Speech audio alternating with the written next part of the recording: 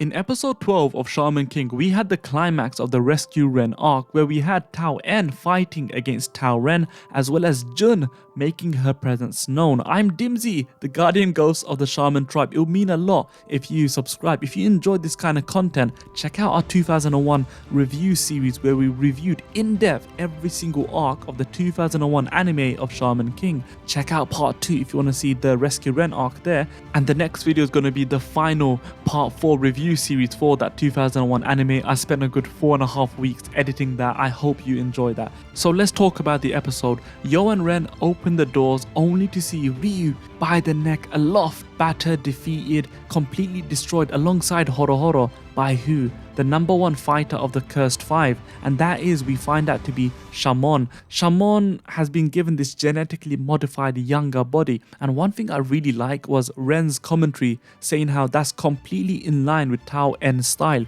He sent out the first 4 of the Cursed Five just to build morale, just to build confidence, only to destroy it by setting out the overwhelmingly powerful number one fighter, Shamon. Shamon is battering both Yo and Ren only for them to be saved by Pyron, and that is quite poetic, because last time we saw Shamon and Pyron, Shamon was used to integrate with Yo in order to defeat Pyron. Now having Pyron in this new ego, he's given away his ego, he's in a more calmer state. He's used to defeat and combat Shamon. Now last time we saw Pyron, he was completely destroyed, dismembered, dismantled, beheaded, cut up. So how is he back together? He was genuinely stitched back together by Jun, and that's quite a nice thing. But my only question is, him being stitched up should naturally make him more weaker, right? So what is it that made him lose the last time by Tao En's forces? It must have been him losing his cool.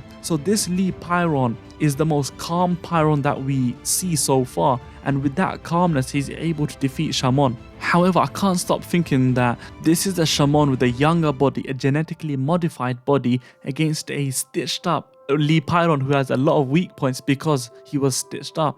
Should there not have been a more closer fight, or should it not be more believable for Pyron to actually lose? I'm not too sure. It doesn't really matter. As they're fighting and they're going up towards Tao En's compound, he comes down with an epic entrance.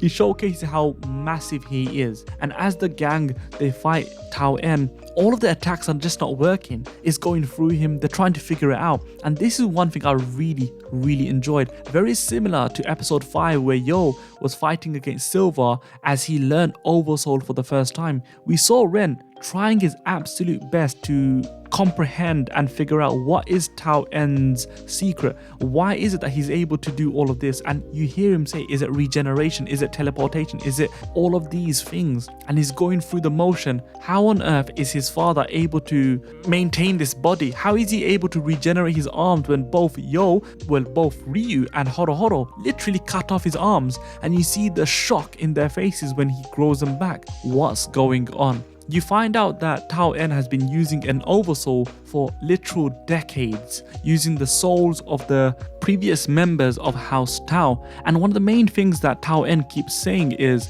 what is your Tao? What is your resolve? What is your truth? And it's only until his own truth, his own resolve falters that he loses his oversoul, and that's why we are able to see him for the first time. What's really weird is that this was the first time that both Jun and Ren see their father. Imagine, for all their time they always thought that their father looked like a massive behemoth, but he actually looks somewhat normal. And with that, Tao En loses the plot. He is able to materialize a dragon from all of the souls that he put into his sword, and thus he's going head to head against his son Ren. Ren materializes Bason to do a golden punch, and he punches the dragon and defeats his father. His father is in disbelief, but then the whole battle is cut short with their granddad and the mother making an appearance saying, okay, that's enough, mate, you've already lost. We're like, what? What's going on? And in our confusion, they're then having dinner.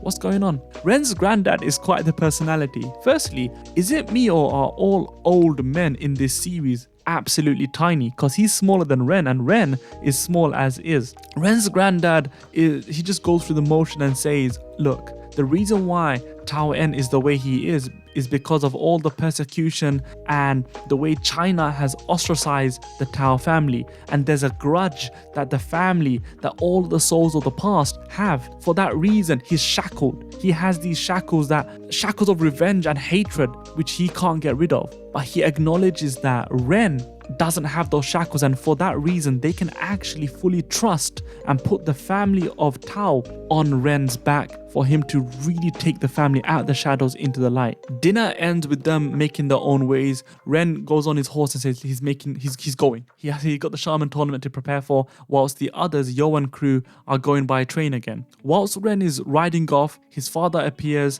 very stoic. He doesn't see them off in the first place. Again, it's very in line with that Tao family, and I kind of do like it because it doesn't rewrite what we saw or what we thought of Tao En in the last few moments. He doesn't suddenly become happy-go-lucky Father's Day fella. No, he just gives him the sword and says, listen, this is yours. It's the family heirloom, the lightning sword. It's yours now. It makes sense because Ren just defeated Tao En, and essentially the episode ends with Yo just chilling and listening to Soul Bob.